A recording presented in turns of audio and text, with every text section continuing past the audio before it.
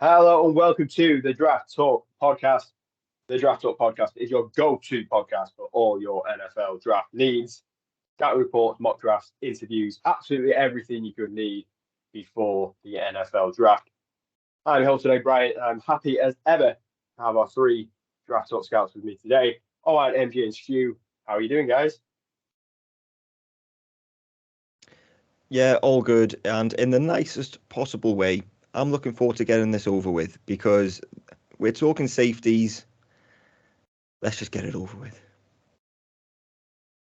I think that's a collective feeling, isn't it? It's just a group that I find difficult to scout and in a difficult position to evaluate, and B, just it's not the best group in the world this year, unfortunately. Yeah, all good, Brian. As the guys have said, nobody's really, there's not a huge number of players standing out at this position. It's a difficult position to look at because you want them to do numerous different things. And the way that teams scheme things up at the moment, you can find yourself a little bit lost, I think, transferring to the NFL as a safety. So it'll be interesting to see who we've got. Let's go. But that's why it's important to listen to us, though, because we're going to give you some names that you'll definitely have never heard of before. There we go. Oh, we're going to sweep in MJ there and be like, no, I love safeties. This is going to be so much fun. I cannot wait to tell them about the safety. But hey, here we are, and it is going to be good. And these guys are going to get drafted, and he may well be in your team. Don't you dare go anywhere. But yes, as we've said, we are well and truly in our top five season. Part of my favourite part of the whole draft season, of course, part of the whole football season. Season within the season within the season. Reminds me of Inception, dream within a dream within a dream. That film definitely be in my top five. It should be in everybody's top five. But we'll do that after the draft. So back to the football. Yes, top five. It's safeties. We've done the rest of the defense, corners, interior defensive line, exterior defensive line, linebackers. Go check them out if you haven't already. But yes, let's get rolling with our top five safeties. All right, I'm coming to you first. Who have you got at number five? Thank you very much for that. So at number five, let's see what's going on. So at number five, I have got Jartavius Martin from Illinois. And we said it's not a great class, but he's a decent enough player. And when watching Illinois, they've got so many defensive backs, and they were all really, really good. And say watching Devon Witherspoon, this guy just caught my eye, and I really liked what I saw. And he's a player I think that is going to be best more sat back in coverage, that he can let everything unfold in front of him. I think he's more proactive more than reactive, and he goes looking for work. Had 11 pass breakups and 3 interceptions in 2022, so decently productive. Just a high-end, non-stop motor, a really good burst out of his stance as well, and that showed up on the testing numbers. He had a really good 10-yard split, and I think he was like 98th percentile for broad jump and vertical jump, which is obviously really, really good. Efficient enough as a tackler. Valuable as a last line of defense type of guy who you can just say let tackle, but he can be reliable enough in coverage. His route recognition's good enough as well. He's going to be a scheme specific player. You're going to need to play him in his own scheme where he can play a little bit off man, but and he can get caught when covering larger receivers. I don't think he's a guy that you're going to want up against tight ends, which say isn't great because you probably are going to play him in the slot or the nickel quite a bit, but he's just a player that really stood out, and what I saw from there was enough to get it ahead of some guys. Yeah, didn't make my top five, but again, who knows what this top five? And I'm not going to be chippy and slag off anyone's top fives here because it is pretty difficult to kind of rank these guys. I mean, he's a guy who's aggressive coming down the hill, and he's a good, strong tackler. He plays well in run support, but he can track the ball quite well as well, I think. Yeah. He's got good ball skills when breaking on routes. For me, just kind of missed out. I think that when he's a bit more instinctive than I would say than explosive, if that's fair. He's not quite the twitchiest of guys, but I think he's a solid prospect. I think they have a good group in Illinois as well, and yeah, he could be a reliable, steady type player for somebody. And I think that's exactly what we're looking at here, is that this group is, if you're looking to draft one, you want some reliability and you want some kind of like steady Eddie sort of production out of them. And Jartavius Martin will give you that in some aspects of the game. Run defense, very, very good. Doesn't tend to miss tackles. He only missed 7 tackles out of over 120 attempts, I think. He's got a little bit of experience outside on the corner as well, so he's got some versatility there. He is more of your kind of physical down in the box kind of safety, but in terms of what we're looking at here, in terms of reliability and give him a job to do, and he will be reliable in that aspect. I think he's got a decent prospect. He's a decent prospect. He doesn't make my 5, but I think we're going to have lots of different guys that we're going to talk about here. So good player, good prospect, but yeah, not quite in my 5. I think sometimes it could just be a different way of going about things, right? Especially when there's a class of, say, not a lot of top end talent. That do you go for guys who you think will be able to get on the field, but you know what you're going to get and you're not going to get much else? Or do you go for guys who maybe have a trait that you really like, that you think you can hang your hat on and think, well, this is going to make them a really good player and they could be better in the NFL? And I've maybe gone more towards that line, and I have there's some guys that's going to miss out on my top 5 that I think you guys might have that are more steady Eddies that I've gone. That if I'm going to take a punt on a let's call it, I'd say an average linebacker, then I'm maybe going to take a punt on someone who has something about them, and that's I really liked what I saw from Jartavius Martin. Goes by Quan, so on draft night if you see Quan Martin go, then that's him. Good to know. Let's take Quan to know Quan, right? Christ almighty. That was off the cuff as well. That was even a planned one. I'll tell you what, I wasted on this podcast. Okay. This was your number 5.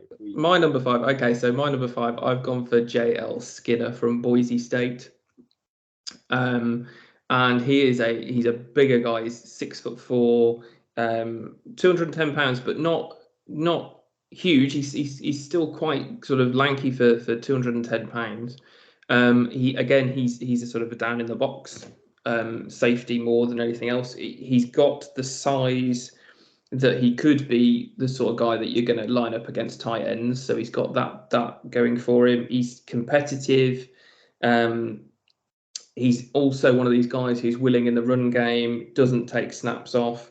He's got, because of his size, he's got good wingspan. So actually he's pretty good closer to the line in coverage. I don't really want him in space, and I don't really want him going backwards, because that's where it all starts to fall apart. And I think that's true of a few of these guys. He unfortunately he tore a pec early 2023, so he's missed a lot of this sort of draft process. Hasn't tested at various points.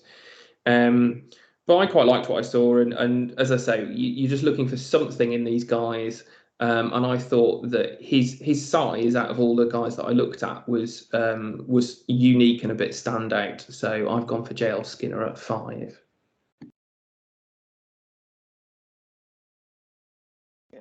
Sorry, Owen's just wanting to jump in. No, yeah, I'm really not.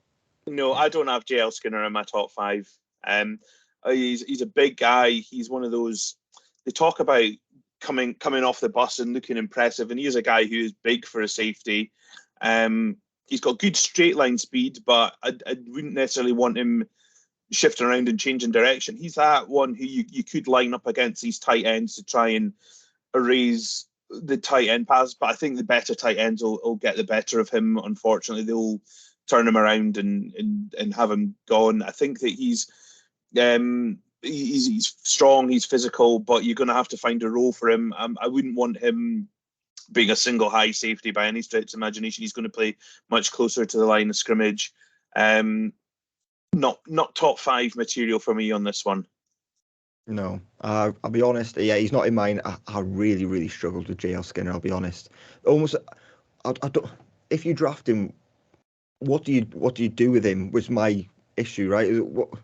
Because his his change of direction and his kind of mobility skills were pretty non-existent. I think that showed up at the Senior Bowl as well. He was getting torched by guys in one-on-one drills. Like if they could, especially twitchier guys, like he just could not keep up with anyone. And I think that goes to what you were saying there, MJ, about you're not going to want him backpedaling at all, because he just can't do it. If he's going to have to like kind of turn 180 degrees either side, I just be honest, I just don't think he can do it. And that means that he can be kind of fooled with misdirection, especially with craftier receivers, that they're just gonna be able to just run off him in pretty much any direction. I really struggle with JL Skinny. He's right down my rankings. Yeah, but do you hear a bin making an appearance? I forgot about the bin. Yeah. Yes. Yeah. You got a sound effect. He is bin worthy. Have we got it's been a couple of years since we brought out the bin. Yeah. Yeah, I don't like him at all. No, he's not in my top 5 either, but hey, what does that mean? Anything? Well, we've got a treat next, because the next guy everybody likes. How good's that? Stu, give us your number 5, please. Yeah, so that sounds like he makes everyone's top 5. So that's Jamie Robinson from FSU. I think he is a versatile player. He's a really high motor, high intensity player, much better at the line of scrimmage.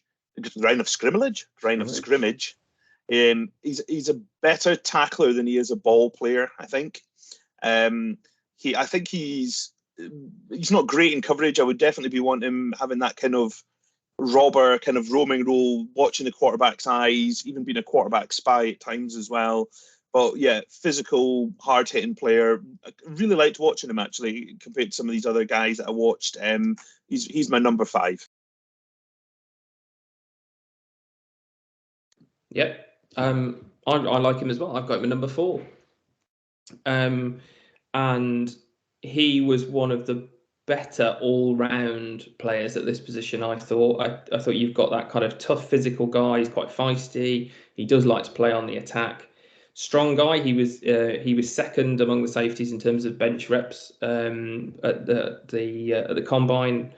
He's had a good split of where he's seen time on the field. So when he was at South Carolina, there was a bit more time in the slot, and then he's moved to a kind of a split between free safety and down in the box. So he's got some good experience in all of those sorts of roles. He's always involved. He's always in and around the ball. He's got a high number of tackles per game. As I say, he really gets involved. Doesn't miss a lot of tackles. The knock on him is that he's not particularly big. He's kind of short armed. He could get out muscled, and he's not overly fast. But in terms of a good, solid, all-round prospect, I thought I really liked what I saw from Jamie Robinson, so he came in at number 4. Yeah, number 4 for me as well. As I said, extremely experienced. So over 4 seasons, over 2,900 snaps, which is unbelievable, really. What I liked about him is that I felt like he was quite gifted physically, actually. By physically, I mean that he was able to use his body to transition into toughness and physicality. It was kind of relentless in his pursuit, especially coming downhill and as a tackler. I thought he was extremely strong. So he hammered the bench press at the combine. I thought he was had explosive movement, skills and burst. It wasn't, say, long speed, but it was kind of the initial burst I thought was explosive enough. In coverage, I thought he was agile enough as well for the physicality, managed his leverage really well, could also high point the football. That I thought there was just stuff there that I really liked. The physicality could be a little bit out of control at times, which again will lead to some penalties and can get caught flat-footed at times. His recognition, his awareness could be a little bit better, but there was stuff there to like.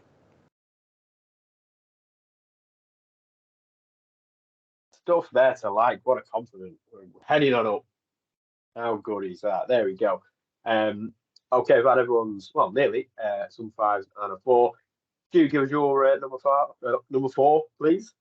My number 4 is Christopher Smith from Georgia. He's a player who, again, to play on that Georgia defense, you've got to be a pretty decent player. He's someone who has lined up all over the Georgia Bulldogs defense. really depending on his matchups. He's a really instinctual player. He's a good communicator. He reads the passing concept pretty well. He understands how to use his leverage. He's quite a fluid mover. He really can trigger downhill and he can hit big.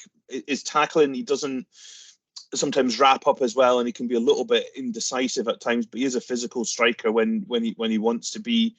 He is a bit on the short side. His arm length, but he can be kind of boxed out a little bit by some guys who are maybe a bit bigger, and particularly if you're up against some of these bigger tight ends. But for me, he's someone who you could play that kind of free safety role.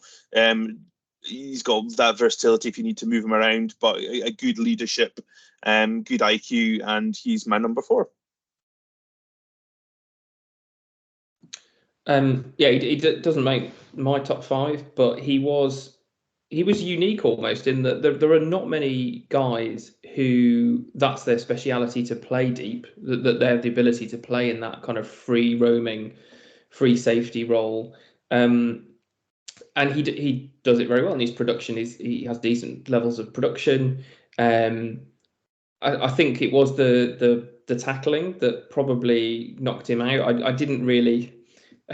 Out of my 5, I didn't really go 6, 7, 8, 9. I just had the rest, and it probably was the tackling that knocked him out of there. But he was different to the other guys that I've seen in terms of there's not a lot. So if you do want somebody at that free safety role, because you're not going to want him up near the line too much because of that size, that he doesn't really have that size to be playing up in the box.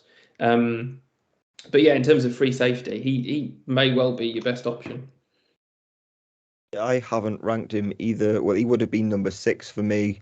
The way I would describe him is kind of a jack of all trades and master of none, and he can do a bit of everything. That he didn't really have any athleticism to speak of. He was under 33 percentile for basically all testing.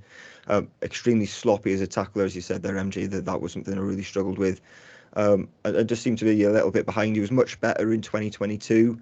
But as a player, I think he still has a long way to go to develop into a guy that would be able to see the field constantly. I think he'd be more of a kind of a package type player. And I'm just not a fan of developing older prospects, I guess, that if you're going to take a punt on a guy, then take a punt on the younger ones.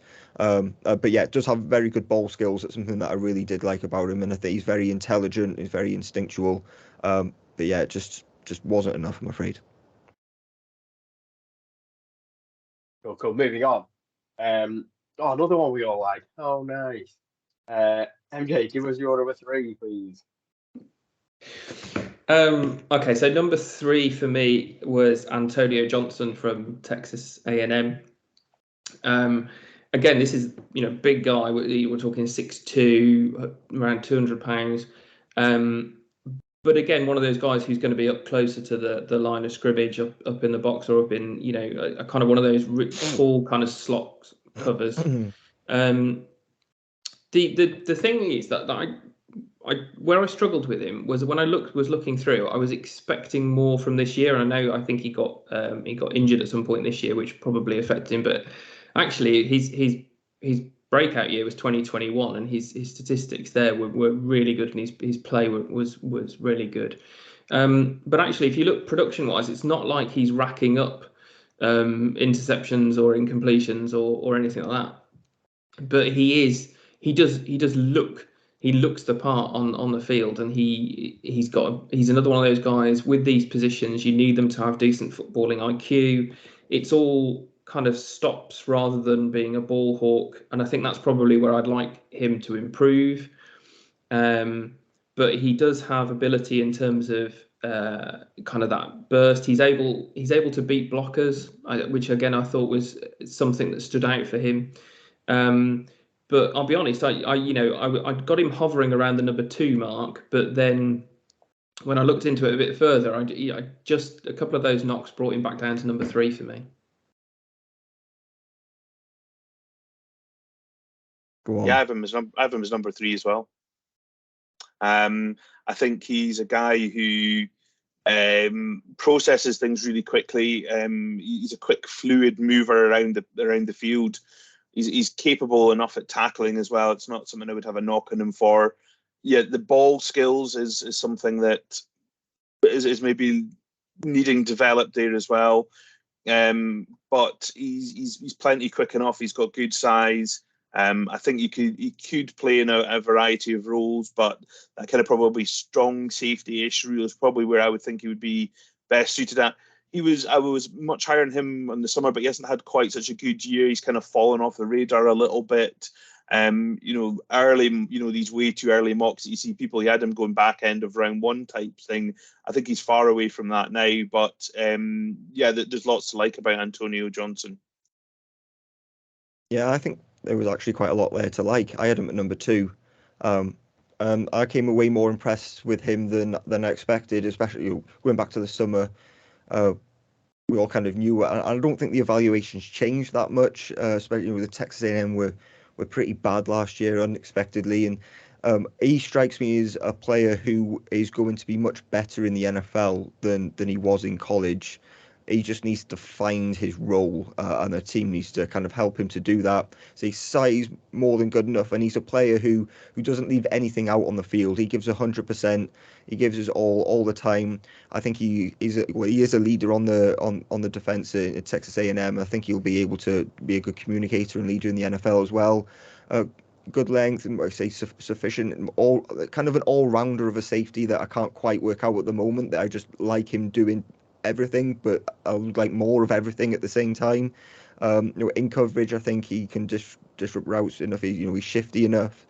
He can break up passes. His frame's more than good enough to help him out with that. He's diagnosing plays, especially when there's kind of trying to think what's the right way. They're catching the ball at the backfield with running backs, him coming down and recognizing those when no one else does. I found was really impressive. Wasn't a great tester, but I think I saw enough athleticism on tape that was enough that I didn't really care about the testing that much. I thought he was quick enough, ran powerfully, had long strides, footwork was quick enough. Just rarely misses a tackle. You can say negotiate through traffic, as you said there, MJ, and attacking the line of scrimmage, that he can work his way through traffic and he will wrap you up.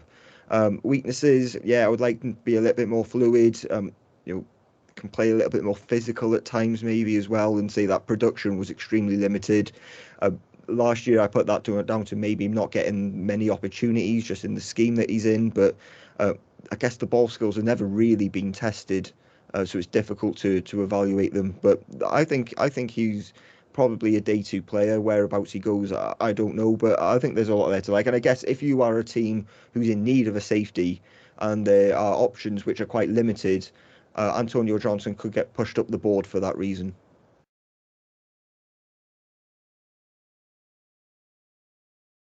Good stuff.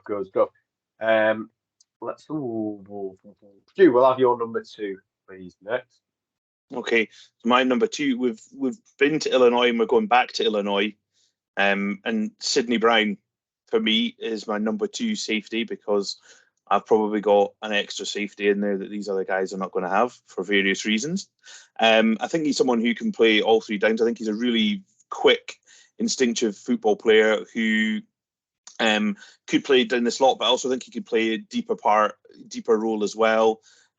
He's plenty athletic. He's got that real kind of closing burst about him. He has come up as much to play sub linebacker, and he's played deep safety as well. He is a bit shorter, and it maybe impacts his ability to tackle, but he can jump to the ball. He seems to have a nose for the ball. He had 6 interceptions last year. Really fun player to watch. I think that he's someone who could get on the field early and often as a year 1 player. He's had 5 years starting. He's got real leadership qualities, always on the attack mode, and he's a player that I really liked. Yeah, he was nearly. He would have been my number 6. I really liked him. I think he's one of these guys who's had a great pre-draft process, and the talk about him has increased.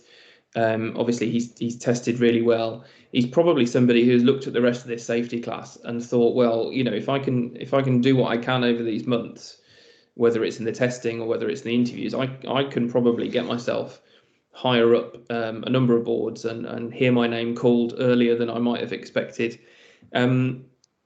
The issue with him was the missed tackling was I think it's up around, it's almost at 20% in terms of missed tackles. So he's a little bit boom or bust, because you've also got the production of the number of picks that he's made, which counts in his favour. So if you can clean up the tackling, then the instincts that he's got around the production that he's had at college level, and he's obviously got tons of experience in there. But if you can clean up the tackling, then you're going to get yourself a really good prospect. So yeah, I like Sydney Brown. He only just missed out.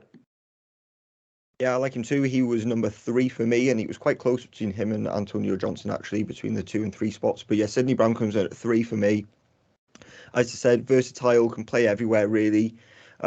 Just a physical player, has great strength, has great athleticism too. I was really impressed with his athletic ability. Bursty, rangy, translates well as a run defender, I think. He's patient, hard hitter as a tackler.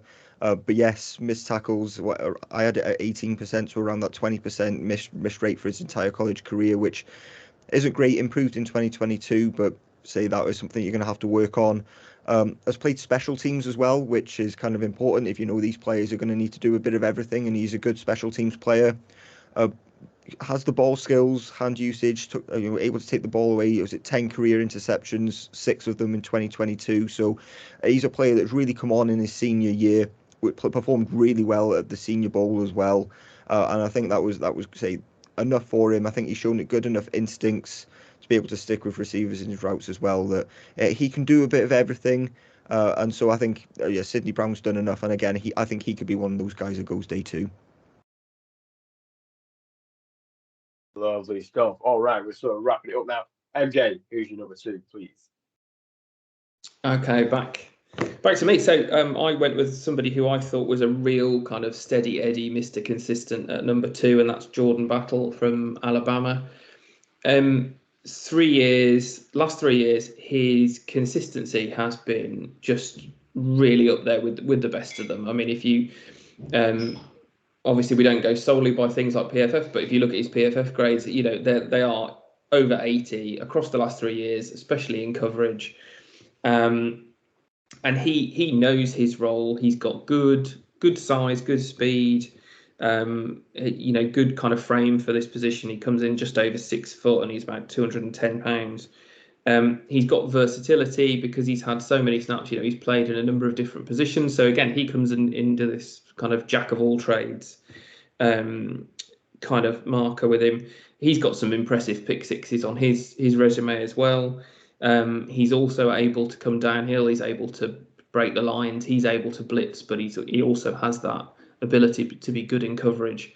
I did wonder when I was looking at it whether I was giving him a bit of an Alabama bounce, and he was coming in at 2 for me, partly because he's obviously played on a really good team with a number of colleagues who maybe he won't have the same caliber of defense that he's playing with.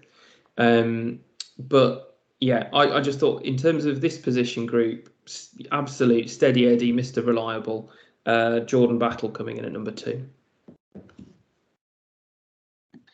Yeah, for me, he's also on the board, and he's number 1 because for those who've not listened to the cornerback one yet, the guys will tell you who their number 1 is. But yeah, for me, Jordan Battle was my number 1.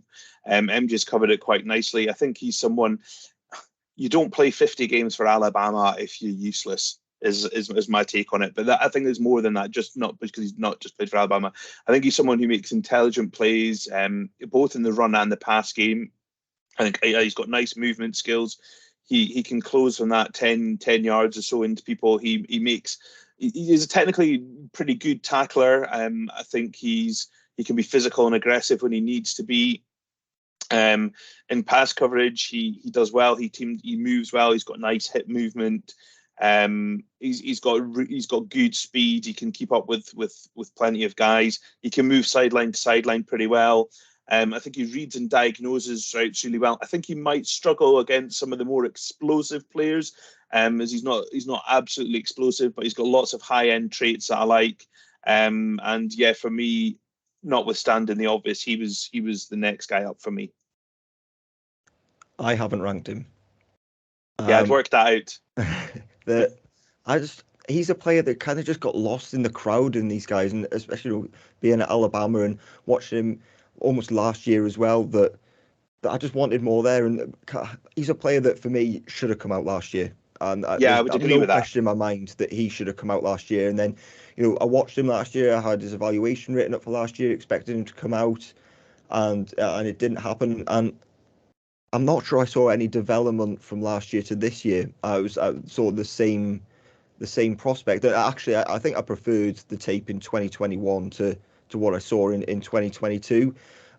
Then the explosive testing is bottom 15th percentile for vert, three cone, shuttle, and broad, which isn't great. Should we say? And say I have not seen any development there from kind of junior to senior, and there's still some stuff there that I would be looking to develop. And then a senior player that you're needing to take on, and then doesn't have any really top tier traits that kind of I'm betting on, and I guess that's where the athleticism comes into it as well, doesn't it?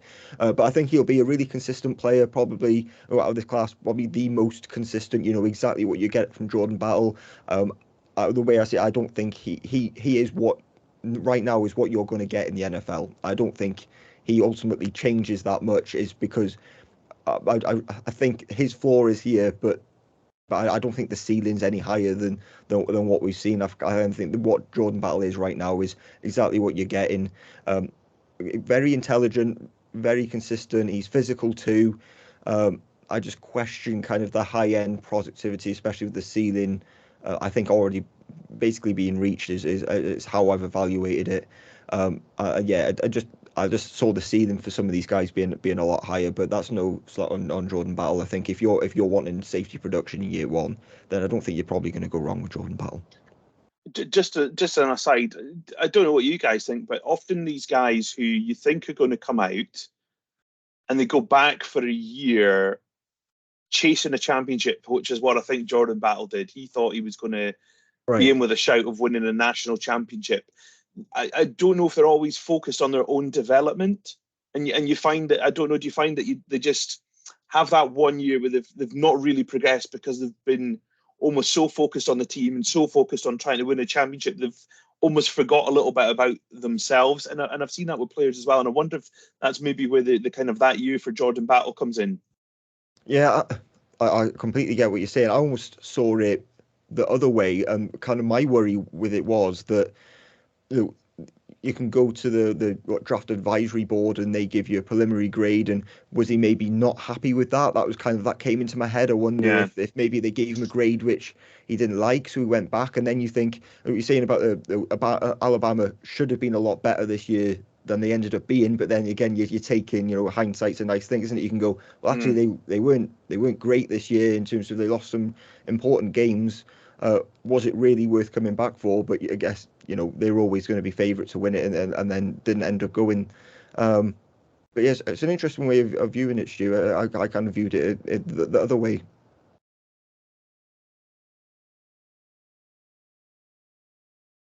Good. Right, we've got one guy left, and this is the first for the draft talk and our top five. I'll give the game away a little bit, but we've got two people that have this person at number one. Then our other scout doesn't have him at all. What was he thinking? I don't know.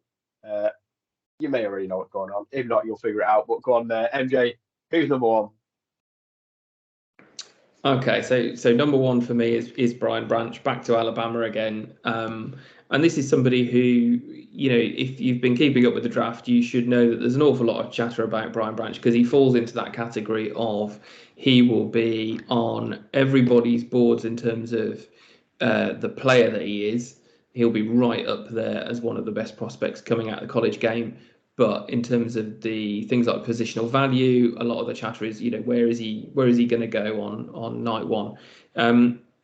He is a very high floor player, absolutely fearless in the tackle. He's a quick guy. He didn't test amazingly well, but he's quick. His play speed is quick enough. His footballing IQ will get him there. He's got 43 stops in the last season, and that's where an offense has got less yards than was expected on the play as it kind of played out.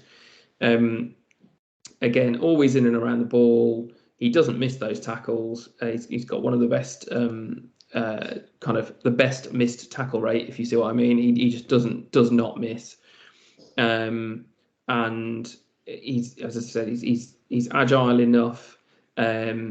I think it's going to be really interesting to see where he goes. I was listening to a couple of things this week where it's now like he's probably, if he does fall a little bit, he's not going to get past the Jags at 24. I think that's what's become a bit of a consensus pick for him. But it'd be really interesting to see where he goes. But he is a middle of the fairway selection for anybody that takes him. He'll be in the league for a long time to come, and his production will reflect that. And I think he will go on to bigger and better things in the NFL. I think he's just a great all-round player. Yeah, I am a huge fan of Brian Branch. I think he's one of the top players in this draft. I think he's absolute class. Versatile chess piece is what's going to be used for him. Yes, he took the predominantly of his snaps from the nickel, but you can do a lot of things with him. He's just super jacked, extremely strong, reliable as a tackler. He's as reliable as you're going to find. Only missed 4 tackles in his whole college career. That's kind of the talent that we're looking at here. Tough, physical, then in coverage. I think he's extremely clever, intelligent, really stands out, hits all his assignments, plays fast. I'm not worried about the athleticism at all. It was a huge question coming in. It is how he tested at the combine really hasn't helped his draft stock, but I'm not worried about that at all. He comes downhill. He can hit you hard, especially when kind of getting after runners and on screens and out of the backfield. I just really like what we see. I guess we can have a conversation with Stu here because he had him out as the corners, and I mean we took the mick a little bit, didn't we? But he played 74% of his snaps in 2022 from the nickel.